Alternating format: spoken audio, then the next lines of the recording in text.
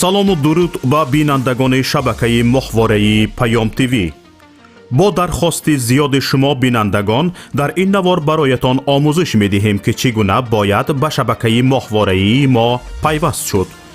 барои ин харидани мавҷгири нав лозим нест ва танҳо бо пайваст кардани як сараки мавҷгири LMB ё ҳамон галовкаи иловагӣ метавонед ин корро анҷом диҳед. ин мавҷгири ҳотбёрд аст ки бештари шумо аз он истифода мекунед. нигоҳ кунед. ҳотборди 13 дараҷаӣ ва ин ҳам шабакаи PMC мануту. бо ҳамин мавҷгир шумо метавонед ба моҳвораи Ютелсат пайваст шавед. барои ин як дона сараки мавҷгирӣ лозим дорем, як дона дастақайчӣ ва як дона хамут. дастақайчиро бо хамут рӯи сараки мавҷгирии ҳотборд мечаспонем.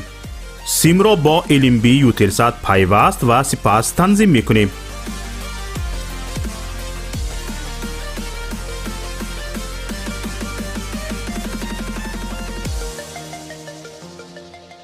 ин ҳам моҳвораи Ютелсат ва ин шабакаи мануту ки дар аввалин мақом пайдо шуд ва ҳоло мо онро танзим мекунем.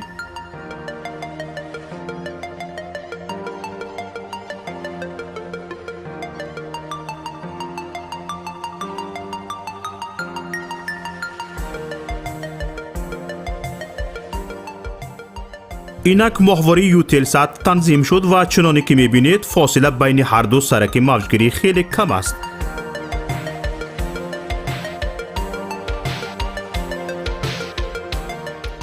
акнун метавонед бо ҷустуҷӯ дар ин моҳвора шабакаи Паём ТВ-ро ҳам пайдо кунед.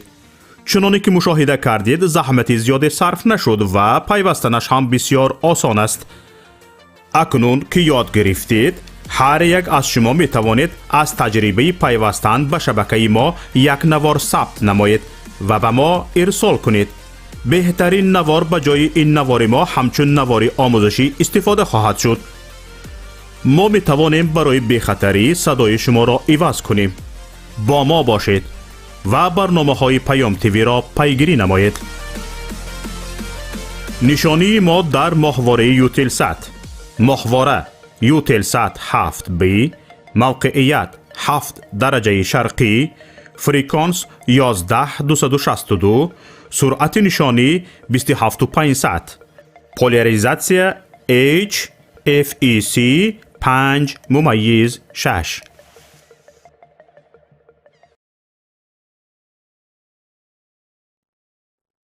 خب سلام علیکم هموطنان عزیز، بینندگان گرامی. چخیلی شما از اول برنامه شاید همین تبلیغ کانال مواره‌ای پیام تیوی شدید. این کانال در تاجیکستان پخش می شود 24 ساعت شبانه روزی و ما از این کانال با شما همیشه در علاقه هستیم. برای همین از شما احترامانه خواهش کرده می شود اونایی که امروز در قلمرو روسیه و دیگر مناطق دنیا ما را تماشا دارند از نزدیکان خود در تاجیکستان به دعوت کنید که به همین کانال مواره‌ای ما بپیوندند تا که در 24 ساعت ما با ایشان باشیم و برنامه‌های ما را پیگیری کرده باشند.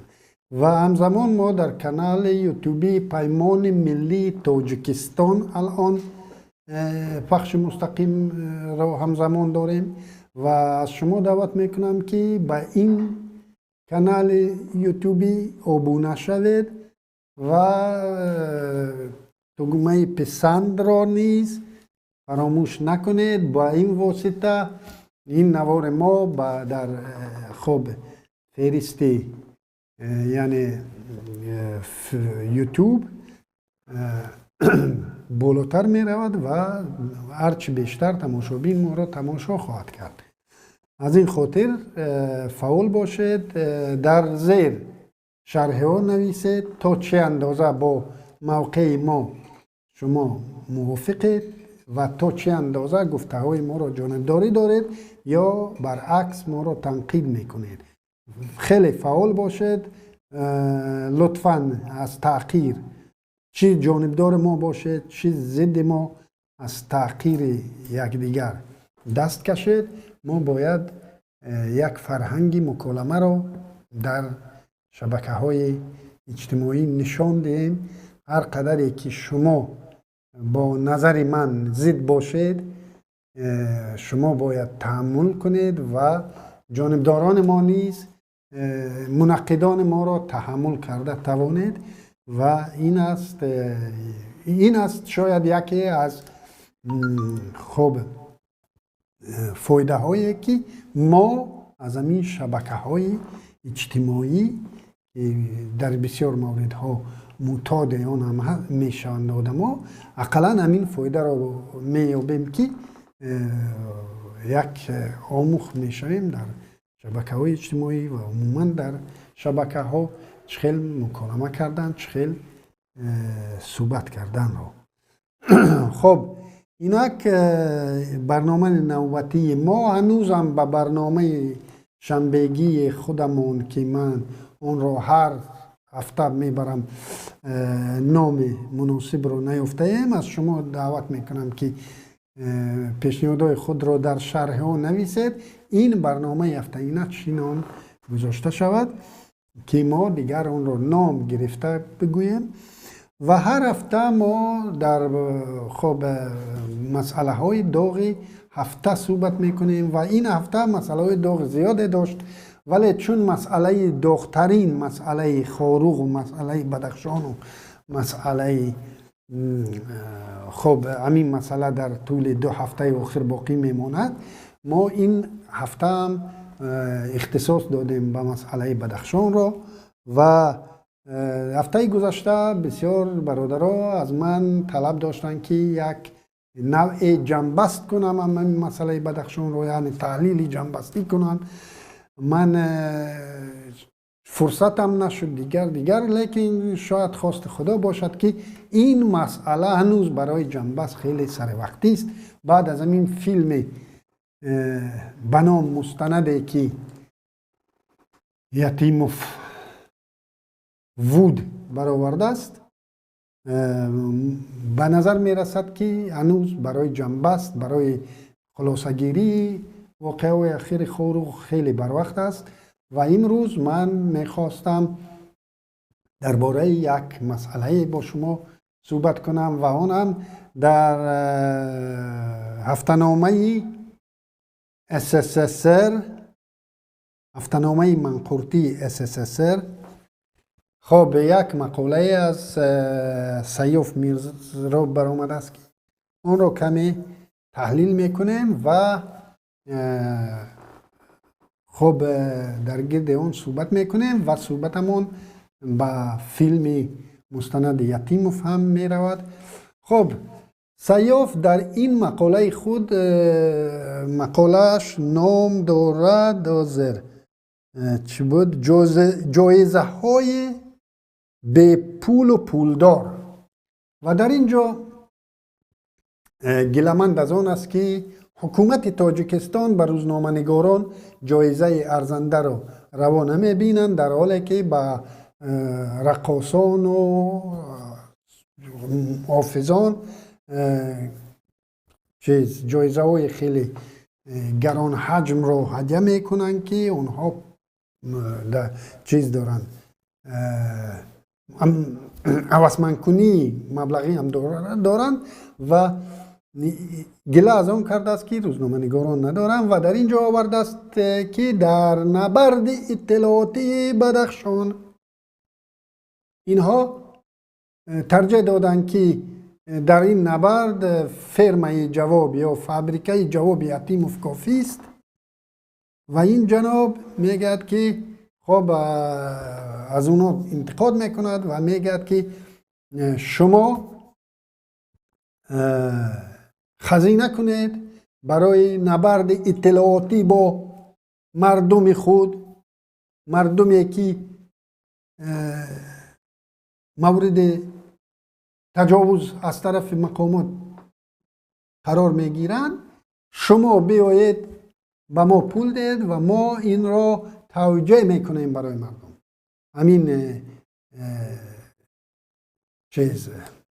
تجاوز شما را یک خلعت زرین میپوشانیم با پروپاگاندا و الگوی خود را سلویا و کیسلیا و نمیدونم پیووارف و نمیدونم کدام های را گرفته است که به اطلاع این بنام روزنامه‌نگار میرسانم که در عالم روزنامه‌نگاری پروپاگاندیست یعنی ترغیبگر تشویقگر را یگان خود را احترام میکردگی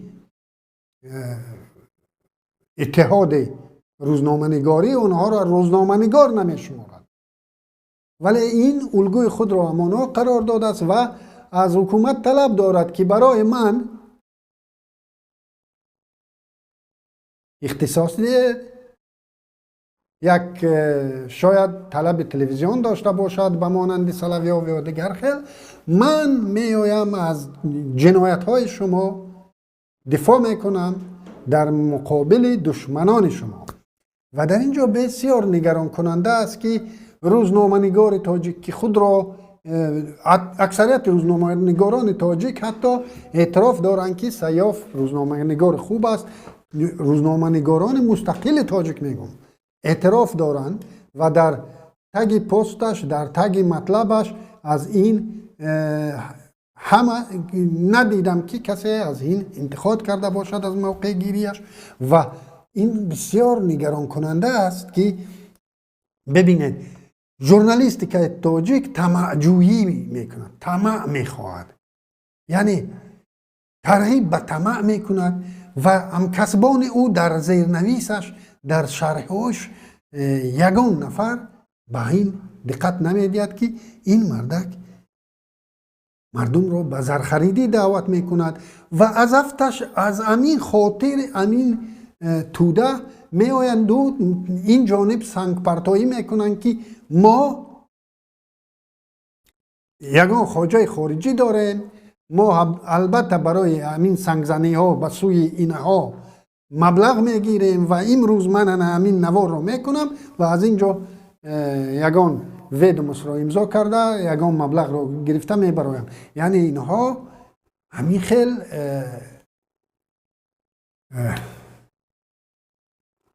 خیل توقع دارند، همین خیل انتظار دارند و همین خیل برداشت دارند از کسب ژورنالیستیشون که به این کسب اینها با گفت خودش کدام یک نفر را در بهارستان رهبر ماندن در تلویزیون بهارستان این گفت است که او متخصص نیست. تو متخصصی؟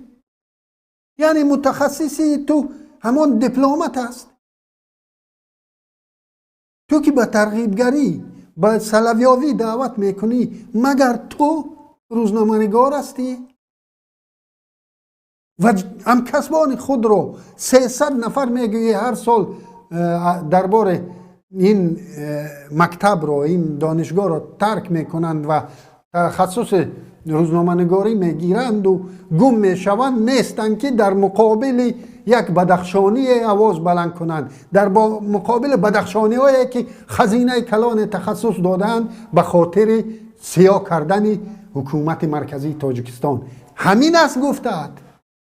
مردم بدخشان به اطلاع شما میرسونم که یگان خزینه ندارد و یگان نبرد اطلاعاتی با یگان کس نبرده ایستاده است. مردم بدخشان به داد آمده است که طول 30 سال ما را قتل عام دارید، طول 30 سال اون فرانت خلقیه که تو ادوکات او شده ای ما رو قتل عام دارد و ما به داد آمده ایم. بدخشانی ها به داد آمده اند و دیگر یگان واسطه نیافتند در شهرهای دنیا که شما ما رو در دنیا پراکنده کرده، در شهرهای دنیا در نزد قرارگاه های سازمان های بین الخلقی می آیند و دعوای خود را داد خود را به اون درگاه ها می رسانند که از حکومت ما را دفاع کنید که ما را قتل عام می کنند. قتل عام راست قتل عام پوشیده، قتل عامی که سالیان دراز ما را جوانان ما را زندان میکنند، سالیان دراز ما را سیاه میکنند از طریق همین رسانه ها. و این جناب میآید همه را دعوت میکند که خب بیایید خزینه به ما کنید و ما هم به شما سلویا و کسلیا و اینها را تولید کرده میتیم. او برادر، برای سلویا و کسلیا و نمیدانم پیوورف و دیگر شدن پاز نرقتی روزنامه نگاران تاجیک باید پالیتکوفسکی را پیدا کنند، باید یوری دودا پیدا کنند، یولیا لاتینینا پیدا کنند برای خودشون، دمیتری مراتوف پیدا کنند به خودشون. کی وقتی که روزنامه‌نگاران مستقل تاجیک دمیتری مراتوف شدند، انا بعد رحمانوف و یتیموف به سیاف خزینه اختصاص میدین، خزینه اختصاص میدین تا سیاف سلویاف شود. لیکن خود سیاف که مخالفین را ضعیف می شمارد، امروز طلب از حکومت دارد که برای من و یا یگان نفر دیگر خزینه اختصاص دهید تا ما برای شما سلویا تولید کنیم. چی ضرورت است به سلویا؟ و پس همون اونگارد کافی است اگر همین مخالفین در خارج بودگی همین قدر ضعیف باشند. از یک طرف خودت با خودت در تضاد هستی. ما اگر ضعیف باشیم ضرورت به سلویاف چه است و ضرورت به سیاف چه است؟ همین بی پول که کار کرده ایستادی بی پول در خدمتی، تو دیگر در اینجا چه کار میوی؟ لیکن از افتش شاید ما الکی به سطح رسیده ایم که اینها نیاز به سلویاف دارن. لیکن در پی این مقاله و در پی برآمدهای پیوسته پی در پی ما مخالفین ضعیف، کارگردان اساسی تاجیکستان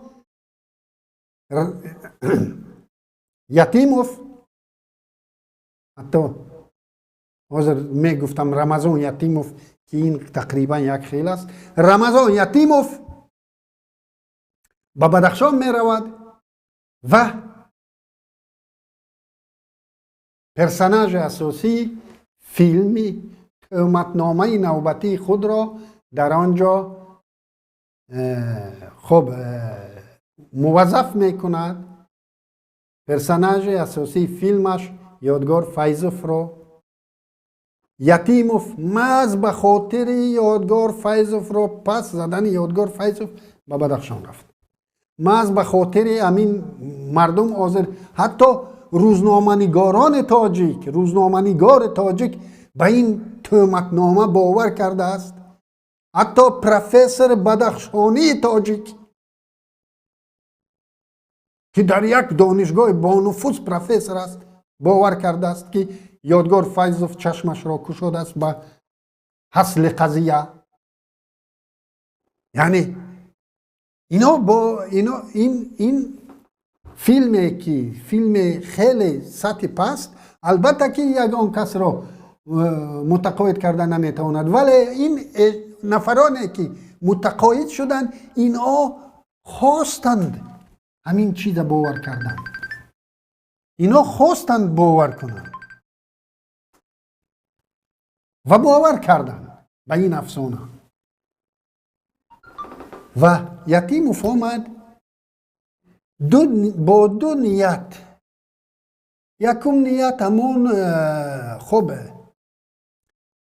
مسیج، یعنی پیام اساسی همین بدبختی که بسر پیام اساسی 25 نوامبر که همه اون را، همه مردم، ما نداریم دستگاه ابرقدرت، بدخشان ندارد دستگاه تبلیغاتی با خزینه هایی که شما دارید، بدخشانی ها ندارند همین دستگاه را، ولی بدخشانی ها میدونند در اونجا چه وقوع آمده ایستادند و فهمیدن ابتدای امین کنفلیکت در کجاست و بدخشانی ها فهمیدن که ابتدا در همان زیر نافی همون یاور پرکرور نایه راشقله بود و چون مسئله به اینجا رقم خورد و علیشیر میرزا نباتوف نوتعیین از طرف یتیموف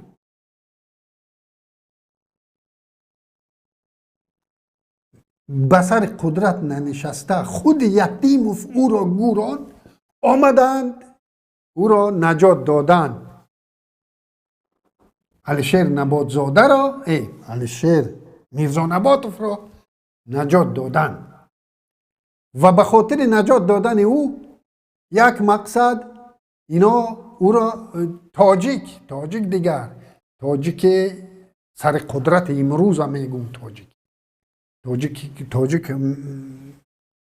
کل تاجیک نه تاجیک سر قدرت بوده امروزه را میگم دیگر آمد و برای برداشتن علیشیر میرزا نباتوف یگانه واسطه یافت از او پایانتر بردن یادگار فیضوف و از یادگار فیضوف پایانتر بردن مردم بدخشان را و پیام اساسی این تهمتنامه این است که همون خواهری که باعث دست درازی به خاطر دست درازی به او همه همین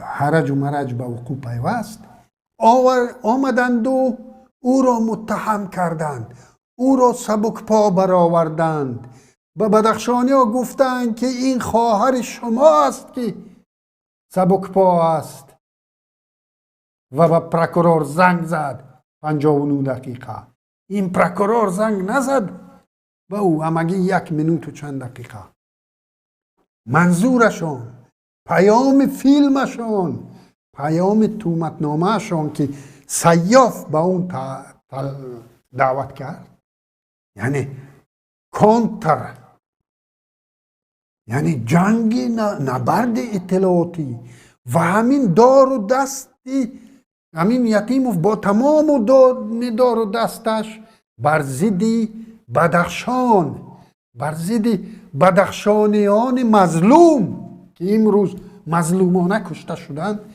یک بر علاوه قتل و کشتار بر علاوه نسل کشی این مردم آمد و باز در نبرد اطلاعاتی به ما چشممان را کشاد این دختر سبک پا بوده است در این میان او طمع‌جویی مقامات قدرتی مورد بحث نیست او پرکرور برای چی زنگ زده است اما 1 منوت و چند دقیقه او مورد بحث نیست او پرکرور که یک شناسنامه قلبکی جور کردنی است درباره این بحث نیست او میلیسه که یک شناسنامه قلبکی جور کردنی است به این بحث نیست او 300 سامانه و یک بوزه که به حیث رشوه دادند حتی سابق رئیس ولایت سوال نگذاشته است که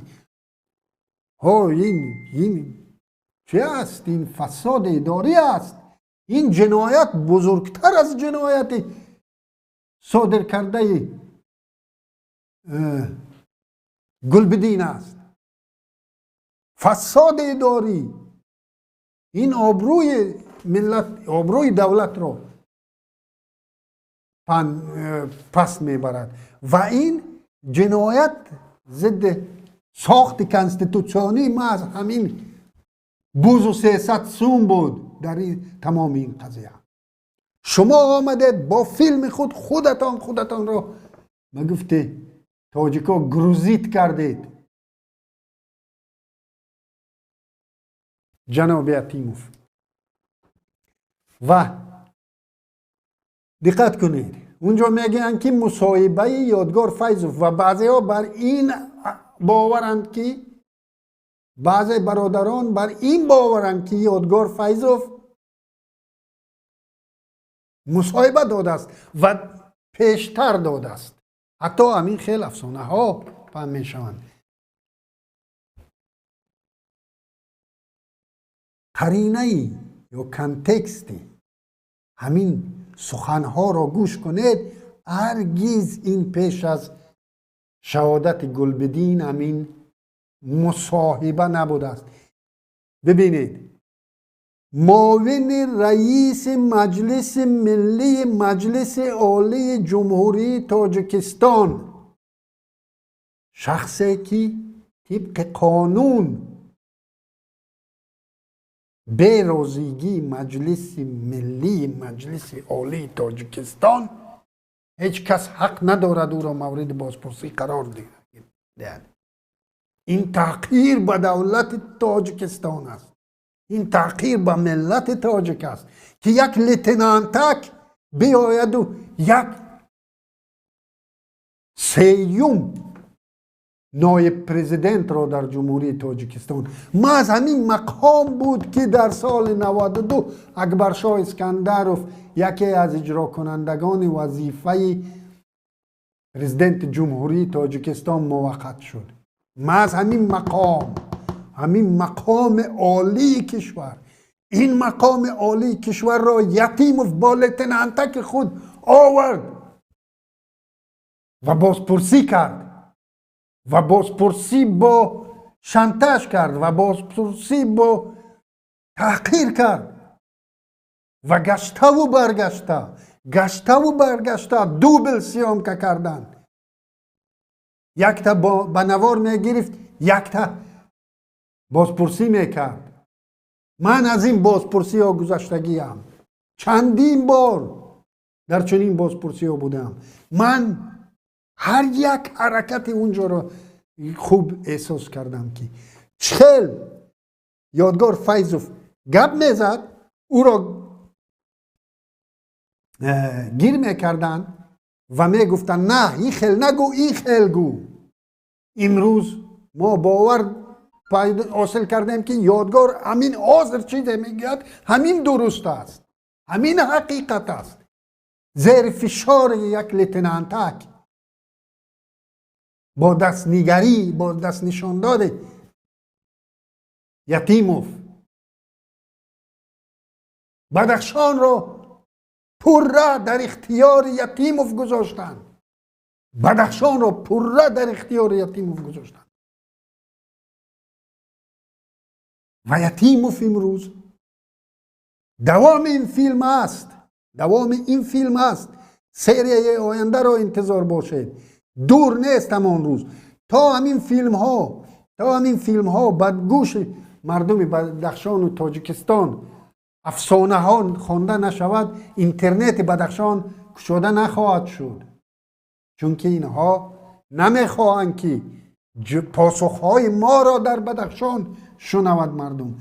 از این خاطر محترم تماشابینان، احترامانه از همه شما، اون بدخشانی هایی که در روسیه هستند، اون بدخشانی هایی که در امریکا هستند، در اروپا هستند، به نزدیکان خود بگوید که در انتنه های میده که هستند، خطبت که هست، در آنجا یک تا گلاف که دیگر مانند و کانال ماورایی پیام تیوی ما را تماشا کنند که آنها را گول اینها را نخورند. اینها به خاطر چند ساله که دیگر سر قدرت بودن، مردک تو به نفقه رسیدی، 2 سال دیگر میمانی یتیم در اونجا، 3 سال دیگر. به خاطر همین 2 سال و 3 سالت ملت را به این پستی میرسونی. تو چه نیت داری؟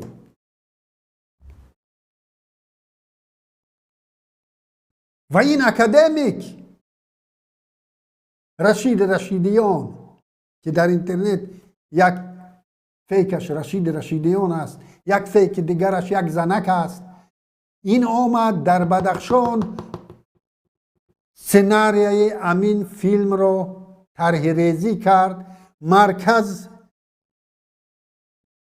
پرسوناژ مرکزی این فیلم را یادگار فیضوف قرار داد و توسط یادگار فیضوف اون پیام‌ها را که به بدخشانیان رساند، او پیام‌های تحقیر کننده به بدخشانیان رساند. در این پیام این گفتنی است که شما از هویت قومی خود فراموش کنید، از زبان فرق کننده خود فراموش کنید، از مذهب فرق کننده خود فراموش کنید و شما آماده باشد که ما با دخترای شما خواب و خیز میکنیم. همین گپ گفته ایستاده است و به ما پیام داده ایستاده است که شما حق ندارید که در اینجا سر بالا کنید، شما حق ندارید که پیش روی ما را گیرید. ما چیز خواهیم در دیگر مناطق که کردیم، شما هم از دیگرها فرق نیستید. انا پیام اینا در همین تهمت نامه چی است؟ مقصد اساسی شون چی است؟ اینا میگن که فرق نیست، برای یک اسماعیلی فرق نیست قطعی خواهرش کدام مذهب خوب میکند یا کدام بی مذهب خوب میکند، فرق باید نباشد.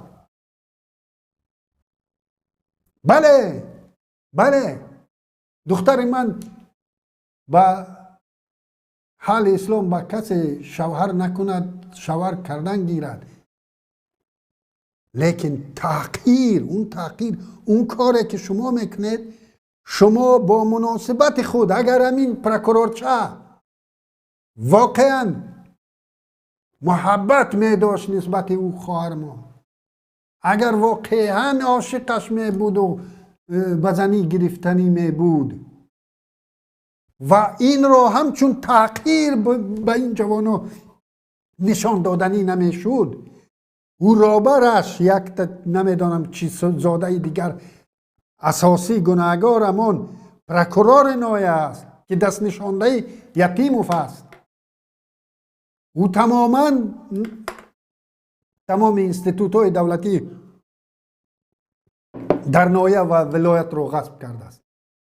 یگانه نفری که بالای او حکم داشت این بزمقف بود، اما پرکورور نایه راشقله.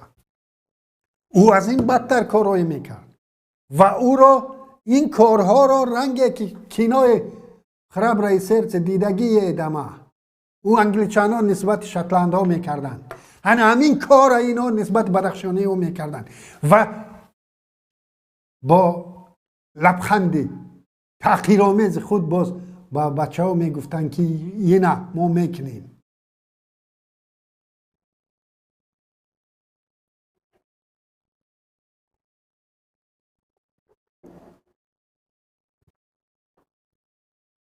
یک نوار اونجا است و یا میخواستم شاید برادرای ما پیدا کنند. اون نوار یک آخران عیبه که باعث قتل گلبدین شد.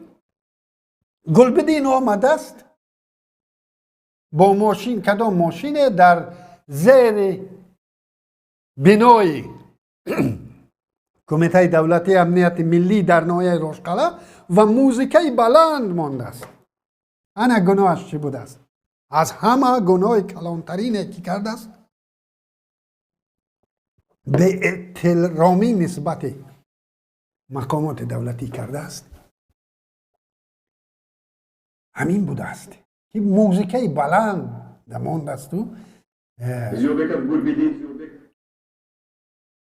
بیایید که باشد همون ویدیو نشان دهید. خب خیلی یافتن نیافتن. یعنی در این فیلم نامه آوردن که گناه اساسی یا آخران به گفت روسا کپله ای که آخران قطره ای که طاقت یتیموف بچه ها رو دیگر طاقت کردن نتوانستن، ما همین موزیکای بلند قطعی در زیر قرارگاهی در زیر اداره کمیته دولتی امنیت ملی در نایه راشقله آمده نشده است و پیام اینا را گرفتیم. اینترنت بدخشان رو نمیتین، معذرت میخوام.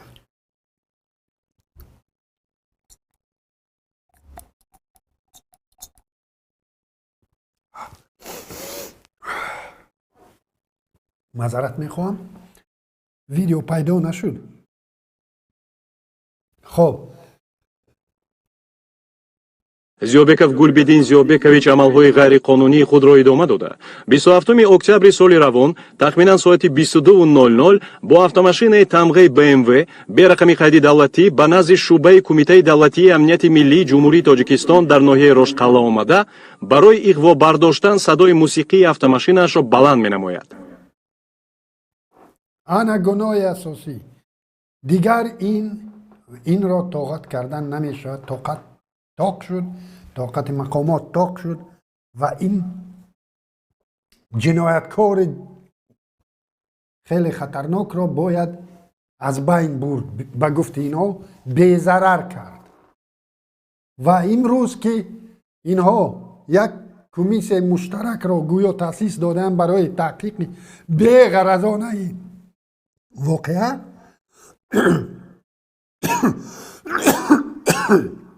با این فیلمشون آمدندو میگن که خب اما گناهگارو معلوم اونایی که کشته شدن جزای سزاوار گرفتن و اونایی که کشته نشدن و زخمی شدن آنها حاضر در پیگرد قرار میگیرن. اونها را باید حاضر بازپرسی کنند خیلی اونا زخمی شدن و ممکن است اونها هم به جوابگری جنایی کشیده شوند با ضمن اون که مورد خب حمله این نیروهای اجنبی گردید. ببینید یتیموف، سیاف و دیگرها می آیند و نسبت یک منطقه تاجیکستان با علاوه جنگ گرم باز نبرد اطلاعاتی را تلقیم میکنند و یتیموف این نبرد اطلاعاتی را شروع کرد و میترسم که سری دوم این فیلم در نظر است و اون سری دوم با اشتراک با رول اساسی چهارشنبه در رول اساسی چهارشنبه میشد. در اینجا من میخواستم با شرحده های تاجیک که در شبکه ها هستند کمی مخصوصا اون افراطی ها و تکفیری ها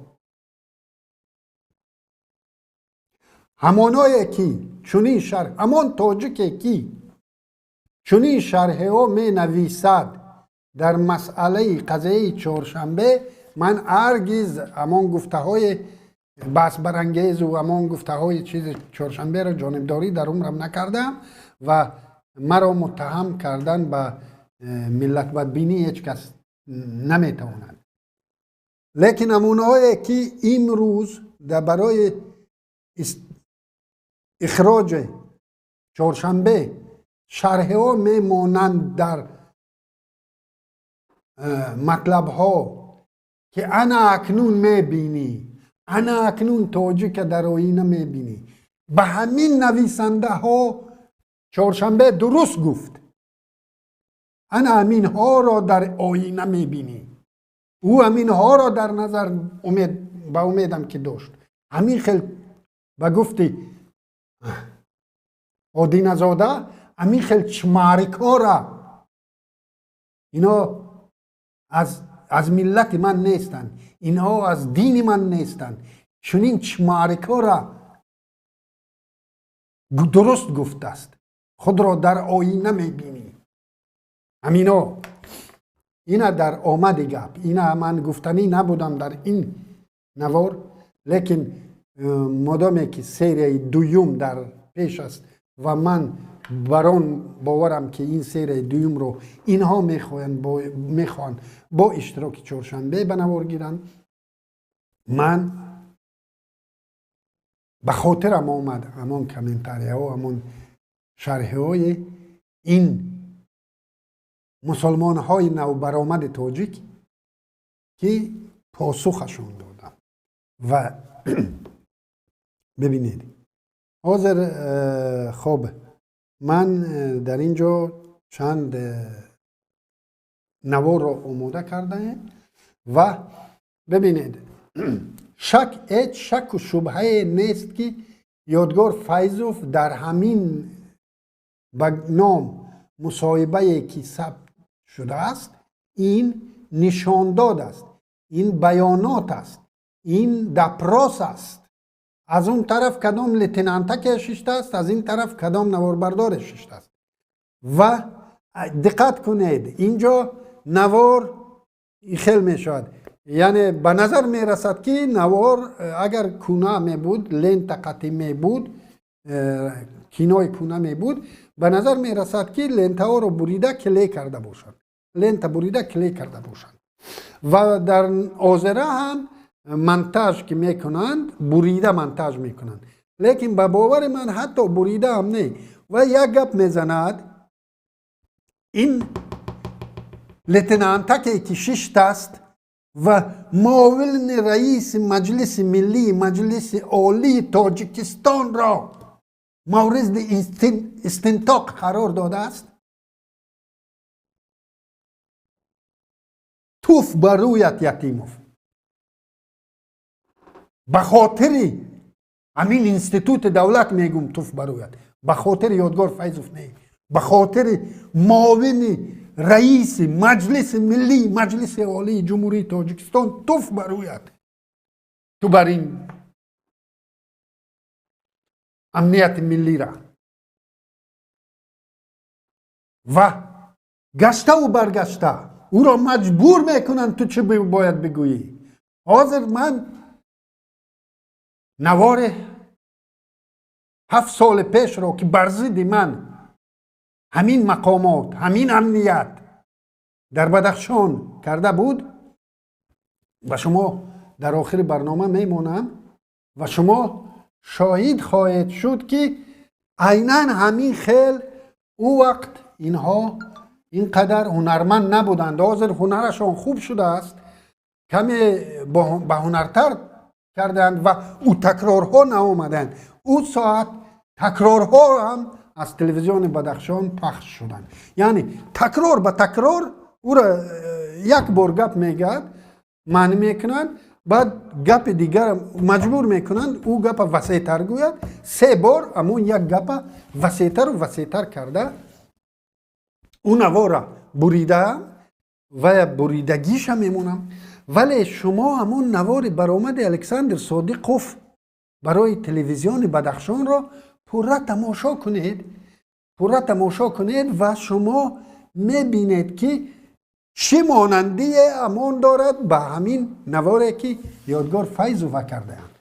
عیناً همون سناری، عیناً همون اجرا کننده ها، عیناً همان نفران، حتی همون خانومی که از تلویزیون بدخشان با همان دیکسی خب تنتنناک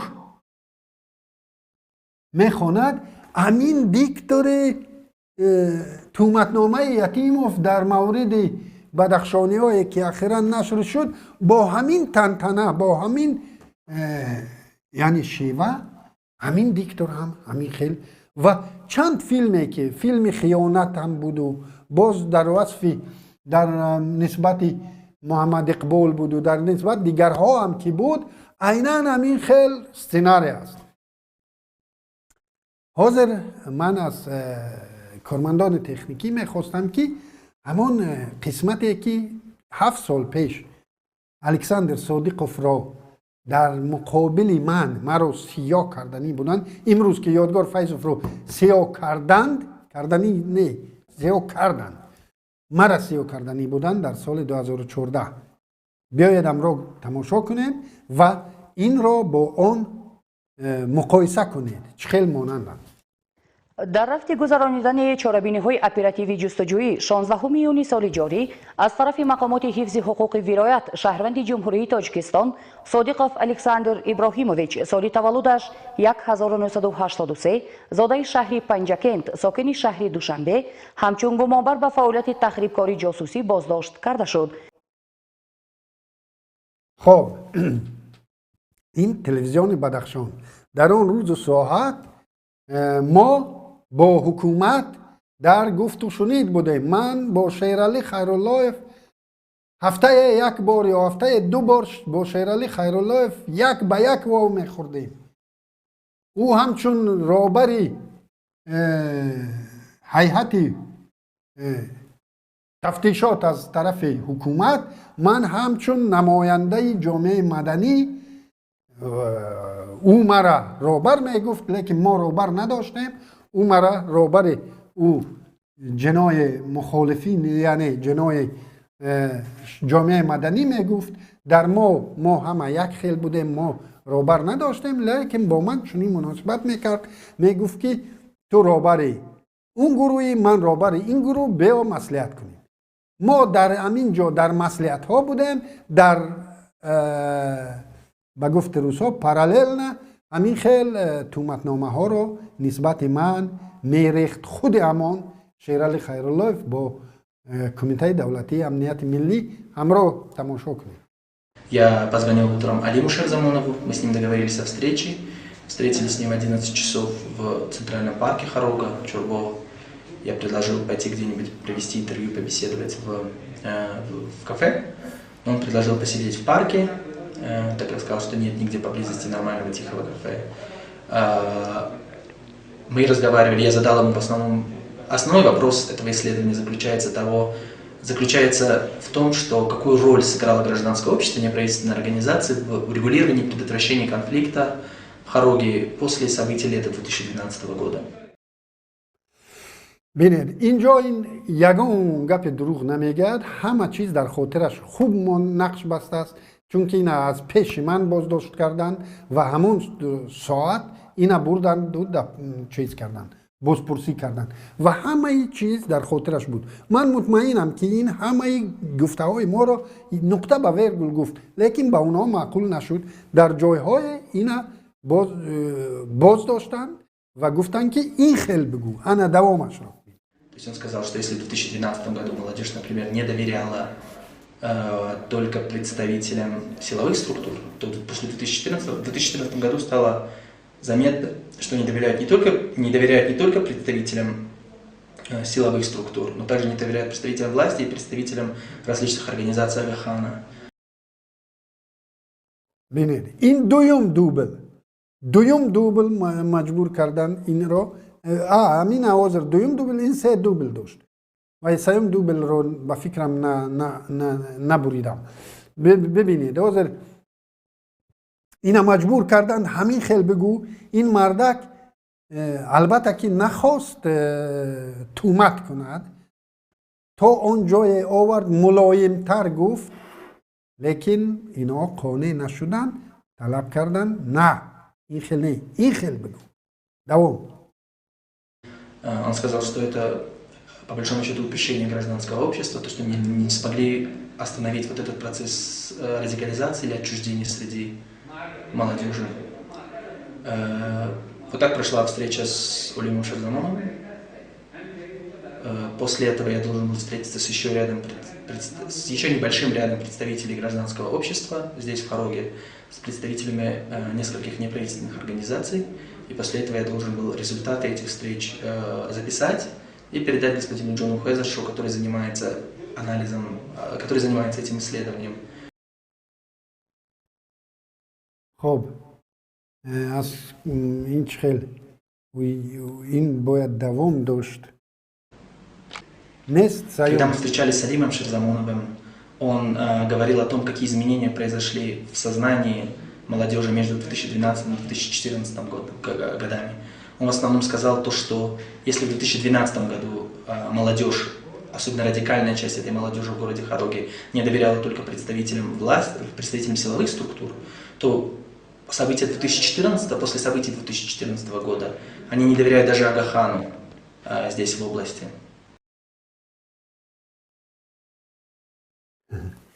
اینجا باز یک بار دیگر این تکرار میکنند، یعنی اونا میخواهند که مرا در نزد مردم با احساسات مردم بازی کنند، مرا در نزد مردم سیاه کنند با این واسطه، لیکن در نوبت خود با من هر روز گفت و شنید میکردند و گفت و شنید، گویا ما گفت و شنید داریم، گویا ما تحقیقات بی‌غرضانه میگذرانیم و با اطلاع شما میرسانم که در اون وقت تحقیقات اثبات کرد جنایتکاران را از داخل ساختارهای قدرتی پیدا کردیم، لیکن او زکاز خود رحمانوف بوده است. بعد چند همون جنایتکاری که باید زنده میشد او را عنوان غیر نوبتی و اردن داد و وظیفه بلندتر داد رحمانوف.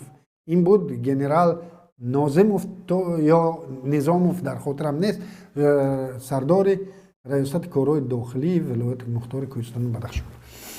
خب در همون روز ساعت اینها امروز هم عیناً همین واقع است و این از ایستادگری بدخشان، مردم بدخشان در همان خاروق وابسته است.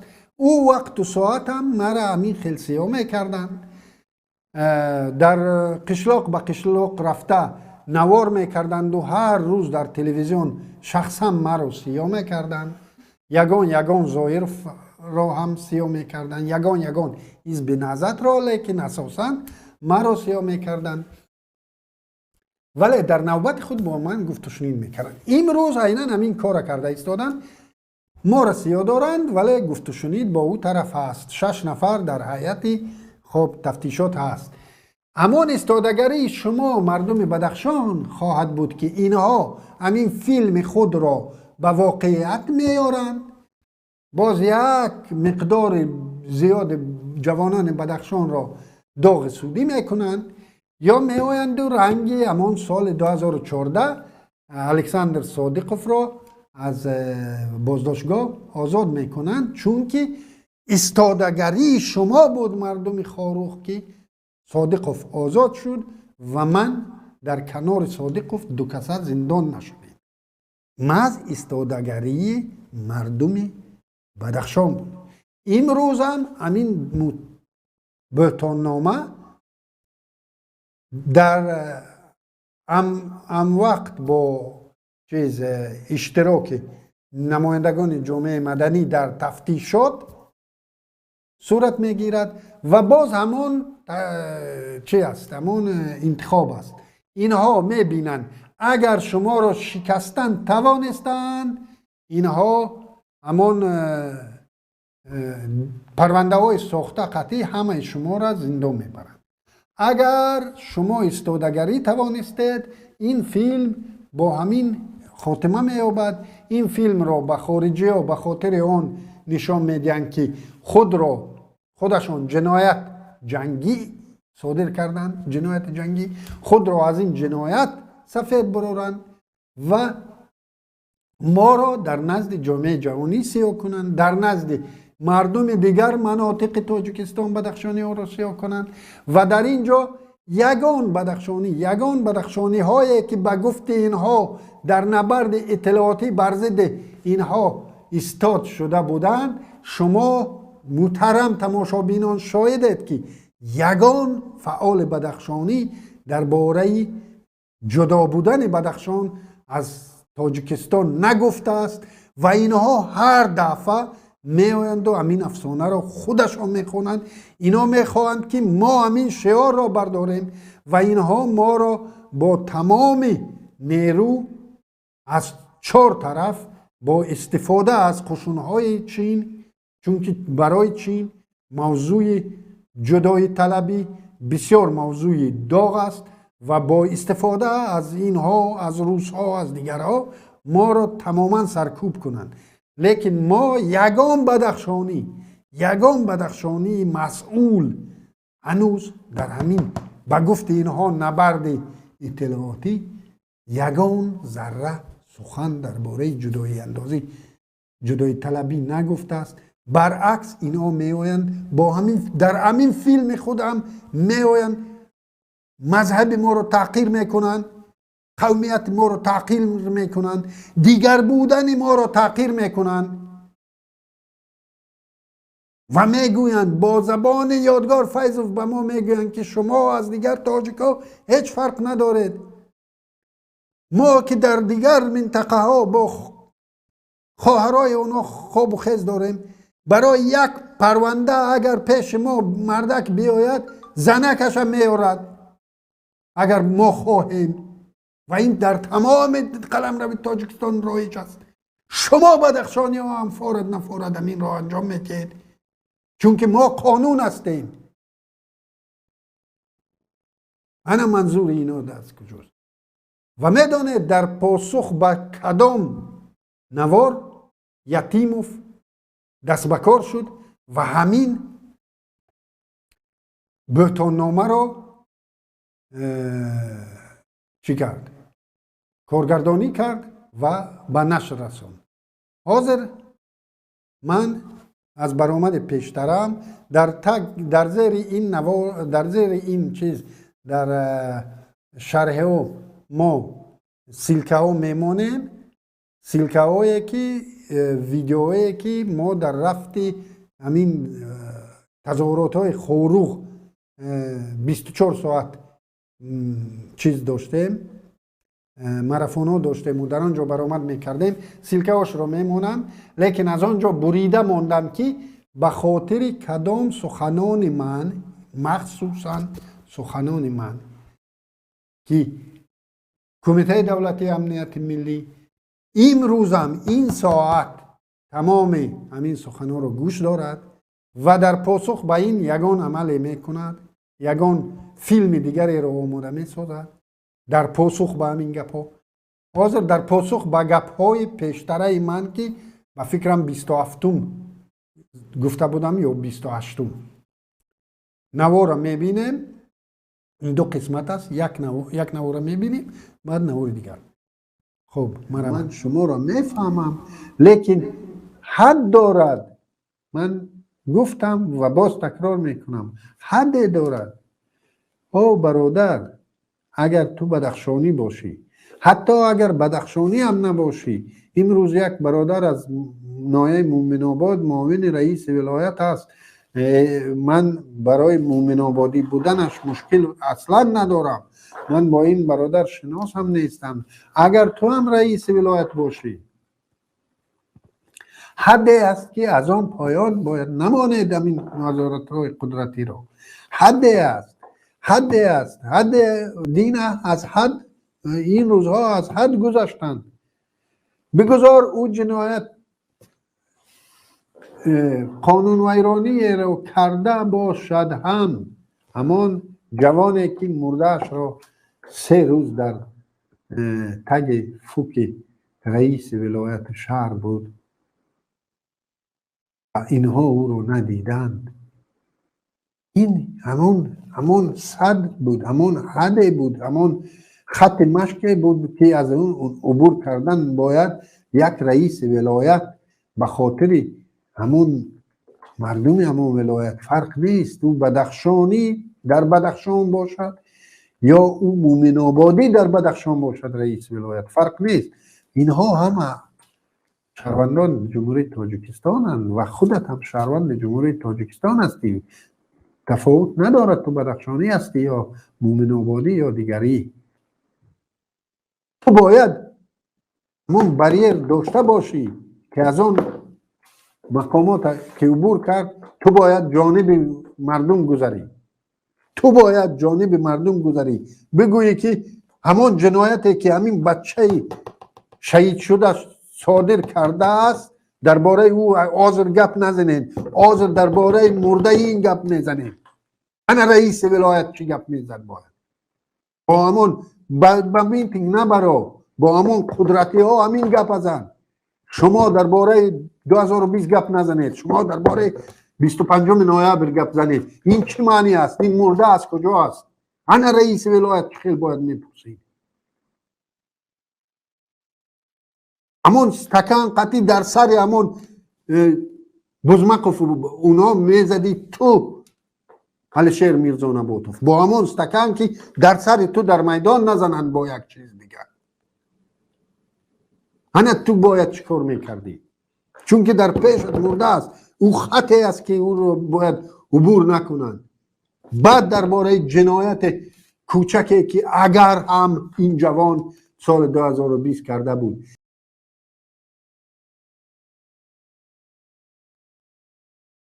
خب ببینید انا این ملایم تر است. البته یتیموف شخصا همین نوار گوش کرد. حاضر دوامش رو گوش کنید. او دوامش است و تمام پاسخ همین فیلم به همین نوار است. بینید تماشا کنید. خودت را الشیر میرزا نباتوف یتیموف عیناً رنگ همان شنیر به گفت روسا شنیرش استفاده کرد. تو را استفاده کرد. تو تا همین جا به این در کار بودی.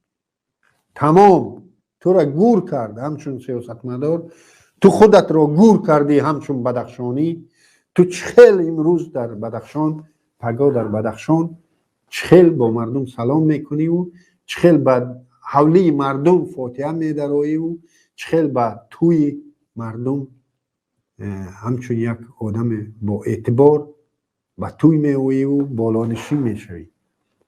خودت را همچون یک انسان گور کردی و یتیم و فتو را همچون سیاستمدار در روز اول به سیاست وارد شدنت گوراند. انا همین قدر در کار بودی. درک کن همین خیل.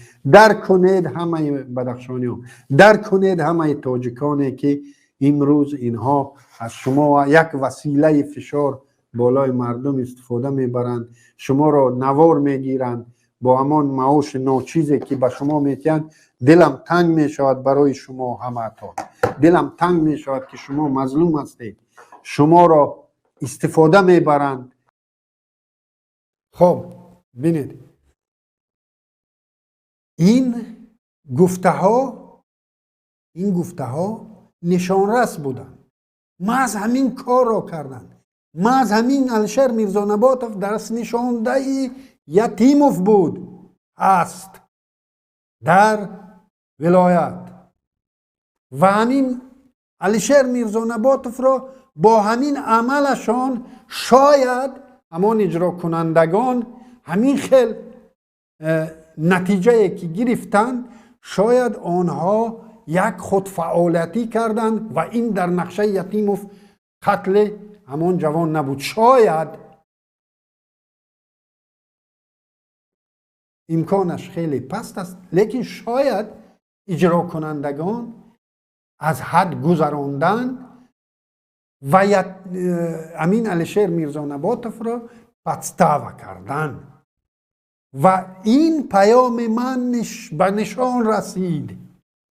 پیام من به نشان رسید و این پیام من باید به نشان رسد به طرف مقابلم. متاسفانه هنوز هم اینترنت در بدخشان نیست و من میخواهم که همین پیام رو به هر یک بدخشانی رسانید که سبب اساسی این فیلمنامه همین است و این فیلمنامه در پاسخ محض به همین نوار بنده شد و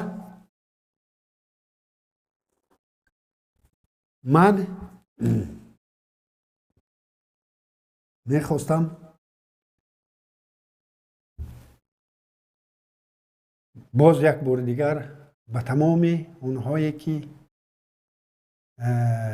با معاش ناچیز در منصب‌های گوناگون چه در بدخشان چه در دیگر مناطق جمهوری تاجیکستان ایفای وظیفه میکنید.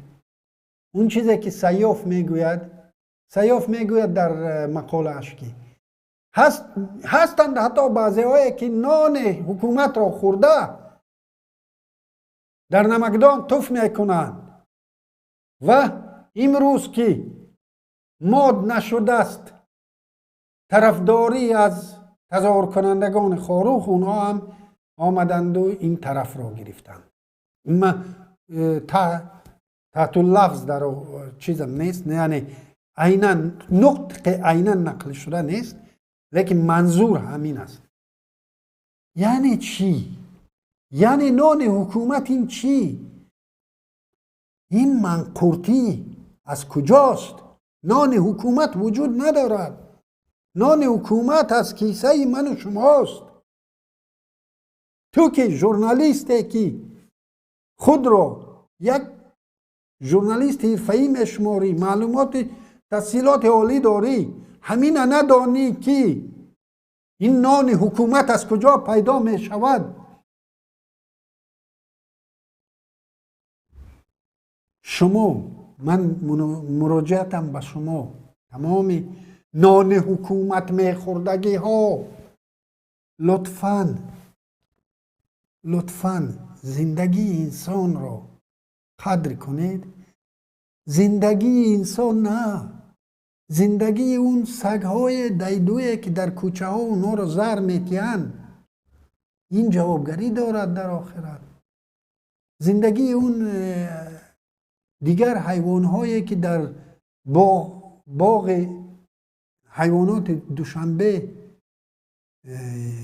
همچون در یک زندان به سر میبرند و نیم گرسنه هستند، اونا را شما باید همینا را، همین قابل برداشت نیست، قابل گذشت نیست،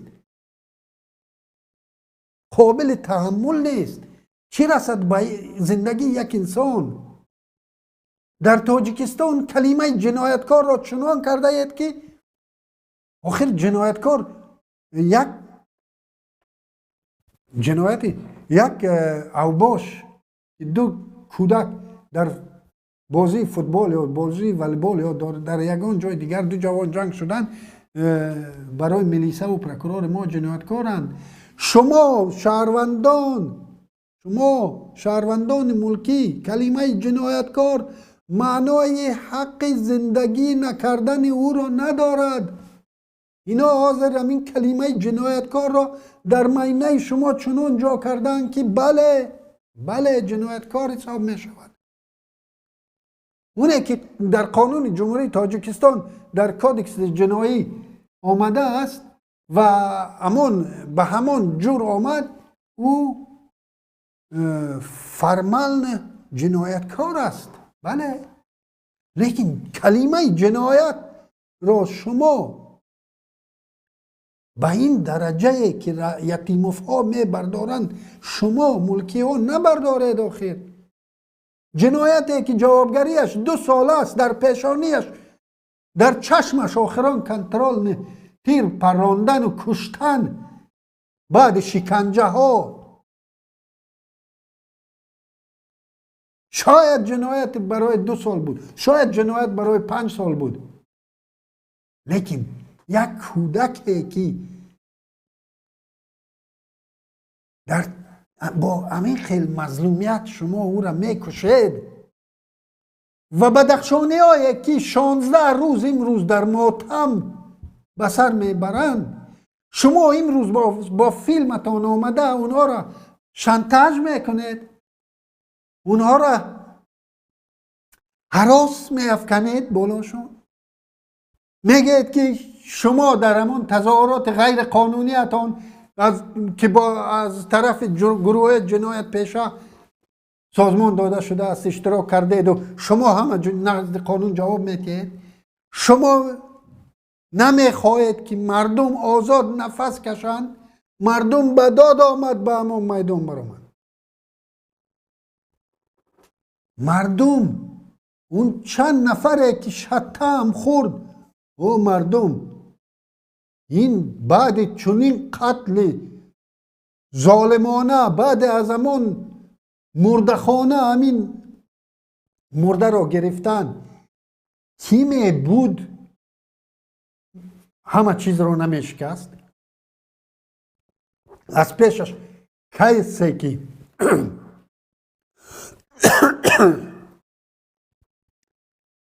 نماینده مقامات قدرتی بود، بر اومد، دشمن نبود و او حق داشت چنین واکنش کنند. امروز میگوید که مردم بدخشان در خارج از کشور برای ضرر دیدگان، برای معیوبان، برای عائله کشته شدگان که یک دو تیم مبلغ جمع کردن، شما این را هم جنایت خوانده. بله، مردم بدخشان چون این رسم دارد اگر همسایه من بندگی کرد، ما همسایه ها تمام گور و چوبش هم میگذارونیم.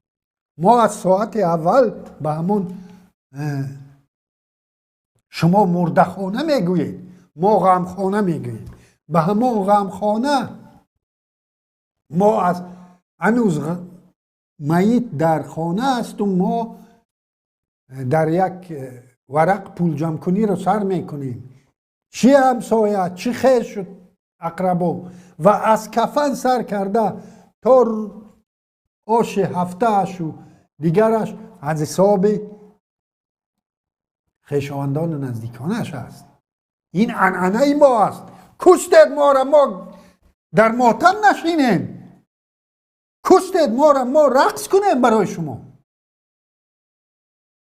باز یک دعوت از بدخشانی، یک مادر بدخشانی به پیشواز رحمانов من بعد اگر براید، او دشمن این مردم است.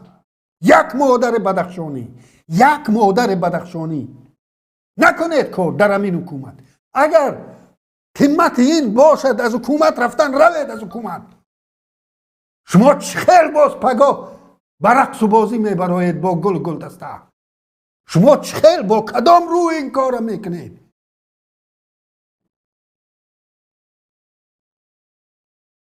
چونین خواهر، چونین مادر، چونین دختر برای من لازم نیست. نکنید کار، بگذار بیاین معلمی هم اینا کنن، بگذار بیاین همه کارا را اینا کنن. نکنید. اگر قیمتش در پیش جنابشان بعد از قتل و کشتار فرزندای شما چرخ زدن باشد.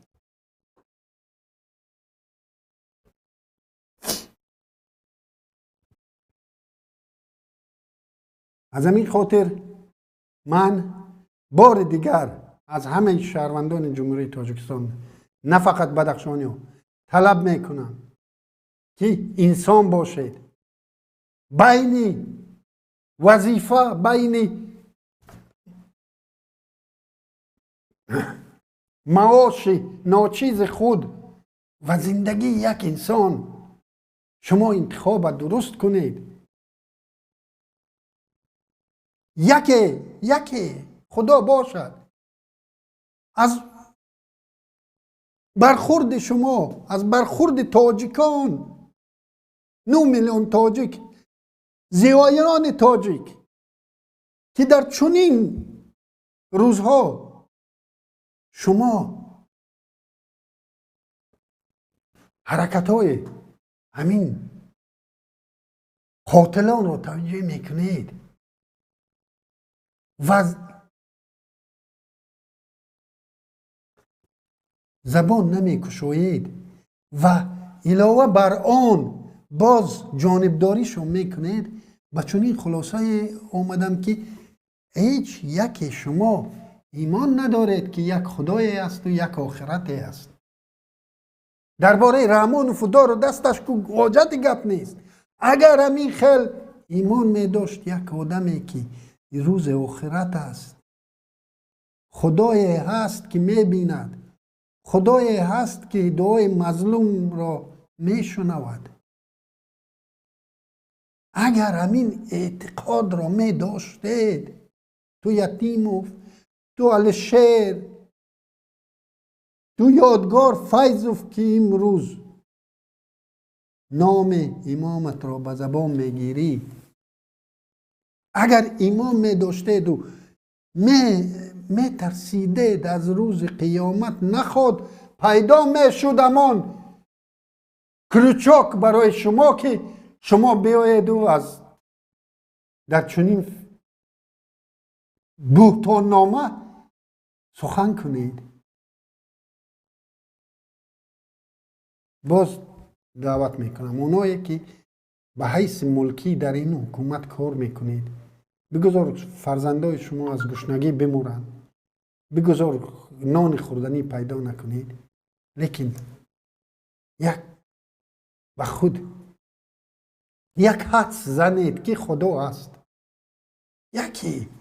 یکی باشد خدا واقعا. بعد چی جواب میدید؟ این در معنی خود جویده و نشود که به خاطر وظیفه اگه بیایید و تهمت های بیشتری نسبت این مردم بدخشان تهمت بیشتری کنید. همه تا میدونید که این همهش تهمت است، لیکن شما میخواهید باور کنید، شما میخواهید این رو باور کنید. برای همین با وجدان خود راست باشید. خب شما را به خدا میسپارم تا برنامه آینده خدا یار و مددگار ما و شما باشد. سلام و درود با بینندگان شبکه ماهواره پیام تیوی. با درخواست زیاد شما بینندگان در این نوار برایتان آموزش می‌دهیم که چگونه باید به شبکه ماهواره ما پیوست شد. برای این خریدن موجگیری نو لازم نیست و تنها با پیوست کردن یک سرک موجگیری LMB یا همان گلافکه علاوگی می توانید این کار را انجام دهید. این موجگیری هاتبیارد است که بیشتری شما از آن استفاده می کنید. نگاه کنید. هاتبیارد 13 درجه‌ای و این هم شبکه PMC منوتو. با همین موجگیر شما می توانید به ماهواره یوتلسات پیوست شوید. برای این یک دانه سرک موجگیری لازم داریم، یک دانه دست قیچی و یک دانه خمود. دست قیچی را با خمود روی سرک موجگیری هاتبیارد می چسبانیم. سیم را با LMB یوتلسات پیوست و سپس تنظیم می کنیم.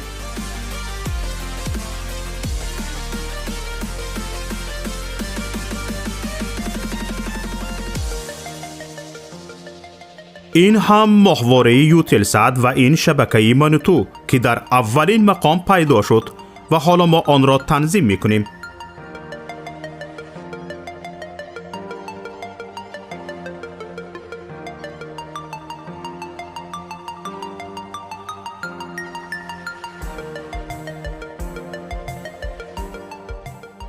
اینک ماهواره یوتلسات تنظیم شد و چنانی که میبینید فاصله بین هر دو سرک موجگیری خیلی کم است.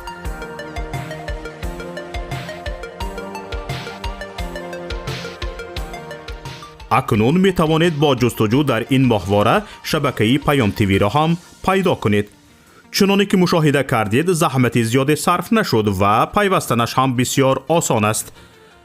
اکنون که یاد گرفتید هر یک از شما می توانید از تجربه پیوستن به شبکه ما یک نوار ثبت نمایید و به ما ارسال کنید. بهترین نوار به جای این نوار ما همچون نوار آموزشی استفاده خواهد شد. ما می توانیم برای بی‌خطری صدای شما را عوض کنیم. با ما باشید و برنامه های پیام تیوی را پیگیری نمایید. نشانی ما در ماهواره یوتلسات. ماهواره یوتلسات 7B، موقعیت 7 درجه شرقی، فریکانس 11262، سرعت نشانی 27500، پولاریزاسیا HFEC 5:6.